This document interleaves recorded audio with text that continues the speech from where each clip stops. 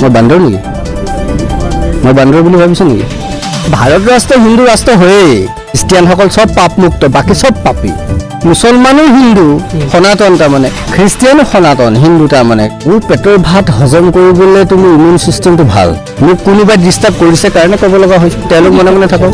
কৰিছে নহয়, মোৰ মাটি গ'ল, মোৰ ভেটি গ'ল, মোৰ ছোৱালী বোৱাৰীৰ সতীত্ব হনন কৰে, ৰাস্তাই ঘাটে দৈনিক ড্ৰাগছৰ ব্যৱসায় পাৰ, মোৰ কত কি খিলঞ্জীয়াটো হিলঞ্জীয়া কৰিলে। আধুনিক অসমীয়া বুলি কওঁ, যাৰ অসমীয়া শব্দ, অসমীয়া অভিধান লিখিবলৈ মই কোনোবা বেগম হুছেইনক বিচাৰি ফুৰিছোঁ, যি অসমীয়াৰ অভিধান লিখিব, হয়তো য'ত অসমীয়াটো অসমীয়া বুলি ক'ব, য'ত খিলঞ্জীয়াটো হিলঞ্জীয়া বুলি ক'ব। গামোচা নিপিন্ধাকে ডিঙিত ক'তো ওলায়ো নাযায় পথাৰলৈ, আনকি পায়খানালৈকো নাযায় চাগে। মই অসমীয়া নহয়, আমি খিলঞ্জীয়া, আমি হিলঞ্জীয়া নহয়। যিসকল মিয়া কবিতা লাগে তেওঁলোককতো মই এটা এইবাৰ কওকচোন লাগে বুলি, তাৰপিছত চাব কি কৰিম। মহাত্মা গান্ধীয়ে আমাক ক'ৰবাত পংগু বনাই থৈ গ'ল। কৰোণা যিমান বাঢ়িছে নহয়, তাতকৈ HIV বেছি হ'ব প্ৰত্যেক অসমত, বিশেষকৈ উত্তৰ পূৰ্বাঞ্চলত। নমস্কাৰ, আপোনালোক সকলোকে স্বাগতম জনাইছোঁ। আজি আমাৰ লগত উপস্থিত আছে বিতৰ্কিত লেখক সত্যৰঞ্জন বৰা ডাঙৰীয়া। আপোনাক আমাৰ অনুষ্ঠানৰ মাজলৈ স্বাগতম জনাইছোঁ। হয়, আপুনি যথেষ্ট অধ্যয়নশীল, আমি যিমান দূৰ গম পাওঁ। তাৰপিছতো আপুনি যিহেতু অধ্যয়ন কৰি ভাল পায়, আৰু যিবিলাক কথা সেইবিলাক মানুহৰ মাজত প্ৰচাৰ নকৰি বিৰূপ কথাবিলাক আপুনি কিয় মানে প্ৰচাৰ কৰি থাকে?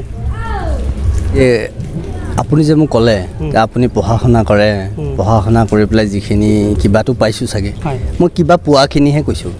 মই বিৰূপো কোৱা নাই, মই ভাল বুলিও নকওঁ, মই বেয়া বুলিও নকওঁ। মই যিখিনি পাইছোঁ নাই, মই ঋণাত্মক ধনাত্মকখিনি কোৱা মানুহ ধেৰ। ঋণাত্মক এইখিনিহে যে মোৰ ইয়াত ঘাঁ এটা হৈছে, যে মই ঘাঁটো ঠিক কৰিবলৈ মই ব্যৱস্থা কৰিম নে নকৰিম, নে বেজীটো দিলে বিষাব বুলি মই ঘাঁটোৰ কথাই নক'ম, মই লুকুৱাই থ'ম নেকি? ধৰি ল'লোঁ মোৰ ভিতৰত AIDS হৈছে, মই লুকুৱাই থ'ম নেকি? মই নক'ম নেকি যে বেয়া পাব, মোক লাজ পাব, মোক ঘিণ কৰিব, মই নকওঁ AIDS হৈছে বুলি? সমস্যাটো তেনেকুৱা হৈছে, মই AIDS কথা ক'ব লাগিব, তেতিয়াহে। কৰোণা যিমান বাঢ়িছে নহয়, তাতকৈ HIV বেছি হ'ব প্ৰত্যেক অসমত, বিশেষকৈ উত্তৰ পূৰ্বাঞ্চলত। হিচাপ কৰি চাব, জিলাত HIV পেচেণ্ট বেছি ওলাব কৰোণাতকৈ, জিলাই যদি হিচাপ কৰিবলৈ যায়, সেই অৱস্থা হৈছে। এতিয়াতো ঘৰিছোঁ নহয়, এতিয়াতো য'তে ত'তে হ'ল HIV পেচেণ্ট।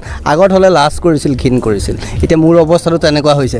মই সেই সঁচা কথাটো কৈছোঁ, আমাৰ সভ্যতা সংস্কৃতিত লগা HIV বেমাৰটোৰ কথা কৈছোঁ। সেইকাৰণে মানুহে মোক বেয়াও পায়, ঘিণ কৰা বুলিও কয়, বিৰূপ মন্তব্য কৰা বুলিও কয়। যোনে যি কয় কৈ থাকক, মই যিখিনি পাইছোঁ, যিটো ক'ব লাগে সেইটো কৈছোঁ। আপুনি ইতিমধ্যে উল্লেখ কৰিছে ভাৰতবৰ্ষক হিন্দু ৰাষ্ট্ৰ হিচাপে ঘোষণা কৰিব লাগে। আপোনাৰ মতে মানে কিমান শতিকালৈ বা কিমান চনলৈ ভাৰতবৰ্ষখন হিন্দু ৰাষ্ট্ৰ হোৱাৰ সম্ভাৱনা আছে? না, ভাৰত ৰাষ্ট্ৰ হিন্দু ৰাষ্ট্ৰ হয়েই, এইটো খালি আমি মানে কি আৰু এতিয়া আনুষ্ঠানিক ঘোষণা কৰিবলগীয়াও আচলতে নাই, কিন্তু এইকাৰণে আমি আনুষ্ঠানিক ঘোষণা বিচাৰিছোঁ। কাৰণ আমাৰ এই বামপন্থীসকলে, আমাৰ দেশদ্ৰোহীসকলে, ইছলামিক শক্তিবোৰে, খ্ৰীষ্টিয়ান মিছনেৰীসকলক সিহঁতে বাৰে বাৰে সংবিধানখনৰ কথা কয়, যিখন সংবিধানত ছেকুলাৰিজিম শব্দটো আছে কাৰণে কয় এখন ধৰ্ম নিৰপেক্ষ, ধৰ্ম সাপেক্ষ দেশ হ'ব নোৱাৰে, হিন্দু ৰাষ্ট্ৰ হ'ব নোৱাৰে। কিন্তু মই ক'ম সেই প্ৰত্যেকজন বুদ্ধিজীৱীয়ে কওক, প্ৰত্যেকজন যত যিমান আছে ছেকুলাৰিজিমৰ জ্বৰে ধৰা, হয়নে, বা ছেকুলাৰিজিমৰ উত্তাপিত বুলি যিসকলক যদি মই কওঁ, তেওঁলোকক যে তেওঁলোকে বুজিয়ে নাপায় আচলতে নিজৰটো লুকুৱাবলৈ কয়।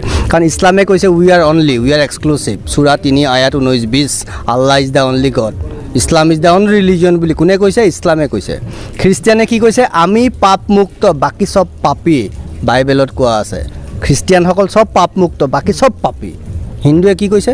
যত জীৱ তত শিৱ, জীৱ মাত্ৰে ভগৱান, যত মত তত পথ, তুমি যি হোৱা একোৱেই নকৰা লাগে, পূজা কৰা, পূজা নকৰা, আৰু কিবা কৰা। এতিয়া কৈছোঁ নহয়, সেইকাৰণে কৈছোঁ মুছলমানো হিন্দু সনাতন, তাৰমানে খ্ৰীষ্টিয়ানো সনাতন, হিন্দু তাৰমানে সেইটো ধৰ্মটো নেকি হিন্দু। সেইকাৰণে আমি কওঁ সেইটো, কাৰণ যি মন যায় তাকে কৰা। কাৰণ তোমাৰ মাজতো আমি ঈশ্বৰ দেখিছোঁ। This is called secularism, Hindu is by design, by default secular. সংবিধানৰ ছেকুলাৰিজিম শব্দটোৱে হিন্দুৰ সংকীৰ্ণতাক ধৰি ৰাখিব, হিন্দুৰ বিশালতাক ধৰিব নোৱাৰে। এই যে ছেকুলাৰিজিম শব্দটো সোমোৱাই ইছলাম, খ্ৰীষ্টিয়ান, বামপন্থী বা বৌদ্ধিক সমাজৰ চিন্তাৰ সংকীৰ্ণতাক স্পষ্টভাৱে প্ৰমাণ কৰিছে ভাৰতৰ সংবিধানত ছেকুলাৰিজিম শব্দটো সোমোৱাই।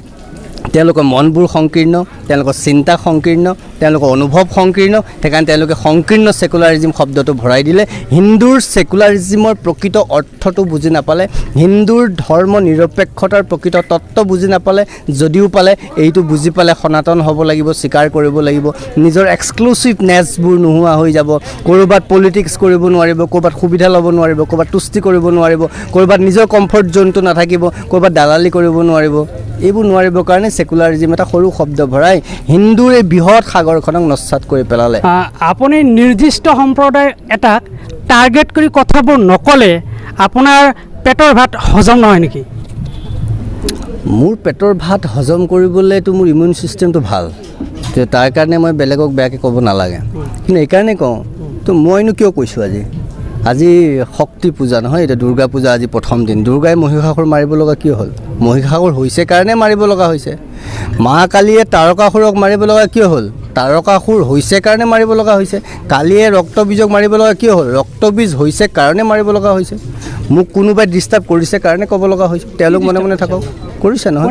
মোৰ মাটি গ'ল, মোৰ ভেটি গ'ল, মোৰ ছোৱালী বোৱাৰী সতীত্ব হনন কৰে, ৰাস্তাই ঘাটে দৈনিক ড্ৰাগছৰ ব্যৱসায় পৰা আৰম্ভ কৰি কত কিমান সভ্যতাৰ সংস্কৃতি মাতৃভাষালৈকে, য'ত খিলঞ্জীয়াটো হিলঞ্জীয়া কৰিলে। কোনে কৰিছে?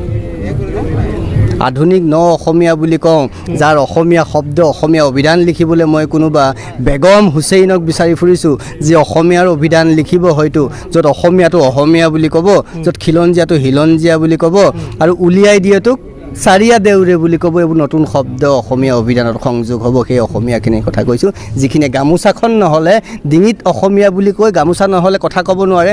আৰু সেইখিনি মানুহেই অসম আন্দোলনৰ শ্বহীদক বেয়াকৈ কয়, গালি পাৰে, তুচ্ছ তাচ্ছিল্য কৰে। সেইখিনি অসমীয়াই মুখত অসমীয়া অসমীয়াকৈ চিঞৰি থাকে। কৈছোঁ নহয়, গামোচা নিপিন্ধাকৈ ডিঙিত ক'তো ওলায়ো নাযায় পথাৰলৈ, আনকি পায়খানালৈকো নাযায় চাগে। কিন্তু সেইখিনিয়ে আকৌ অসমীয়া শ্বহীদক অসম আন্দোলনৰ শ্বহীদক অপমান কৰা সেইজন বিধায়কক মুছলমান বুলিয়ে উলিয়াই দিবলৈ আন্দোলন কৰে, প্ৰতিবাদ কৰে। সেইখিনি অসমীয়াৰ কথা কৈছোঁ, যিখিনিয়ে মোৰ সভ্যতা সংস্কৃতি, মোৰ ভাষা নষ্ট কৰিছে। মই অসমীয়া নহয়, আমি খিলঞ্জীয়া, আমি হিলঞ্জীয়া নহয়।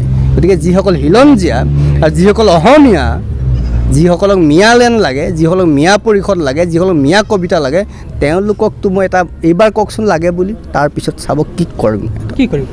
কৈছোঁ নে? কওকচোন, খালি ক'বলৈ দিছোঁ, নক'লে একো নকৰোঁ। সেইটো তেওঁলোকৰ কথা। মনে মনে থকাটো আমি মনে মনে থাকিম। তোমালোকে যদি উঠি আহা, আমি এইবাৰ 10টা কোপ বেছিকৈ দিম। সেইটোৱে কথা। কি কৰিমতো ক'ব নোৱাৰোঁ। কৈছোঁ নহয়, আহা যদি ঘূৰাই 10টা পাবা, সুদে মূলে পাবা। বুজি পাইছেনে? মহাত্মা গান্ধী 3টা নহয় আৰু, সঁচা কথা কি বেয়া বস্তু নাচাবা, বেয়া কথা নুশুনিবা, বেয়া কথা। তাৰমানে মহাত্মা গান্ধীয়ে আমাক ক'ৰবাত পংগু বনাই থৈ গ'ল। এই যে ক'লোঁ সঁচা কথা নক'বা, তাৰমানে এই যে কয় বেয়া কথা নাচাবা, বেয়া বস্তু নাই, এইবোৰ চব বেয়া কথা বুলি কয় ন। আমাক কংগ্ৰেছেও কয়, অন্যান্য ৰাজনৈতিক দলবোৰেও কয়, বামপন্থীসকলেও কয়। কিন্তু তাৰমানে কি জানে, আচলতে মহাত্মা গান্ধীয়ে কি ক'লে, এইকাৰণে কৈছোঁ পংগু কৰি থৈ গ'ল বুলি। তাৰমানে সঁচা কথা নাচাবা, সঁচা ঘটনাবোৰ নেদেখিবা, সঁচা কথাবোৰ নুশুনিবা, সঁচা কথা নক'বাও। তাতকৈ তুমি বান্দৰ হৈ থাকা। মই বান্দৰ নেকি? মই বান্দৰ বুলি ভাবিছোঁ নেকি? কোনোবাই ভাবিব পাৰে মইতো বান্দৰ বুলি ভবা নাই নিজকে। সেইকাৰণে মই মহাত্মা গান্ধী সেই ফিলচফিত নাই। সেইকাৰণে মই কৈছোঁ ফিলচফিটোত নাই। সেইকাৰণে কৈছোঁ, মোক যদি কোনোবাই সুবিধাৰ ল'বলৈ কাৰো মোক বান্দৰ সজাব খুজিছে, চকু কাণত নাকত হাত দিয়াই পেলাই, কৈছোঁ নহয়, এতিয়া আমি সঁচা কথা কোৱাৰ মানুহ। এতিয়া আমাৰ চকু নাক কাণ চব খুলি ৰাখিছোঁ আমি। সেইকাৰণে যেতিয়া ক'বা তেতিয়া কোবো খাবা।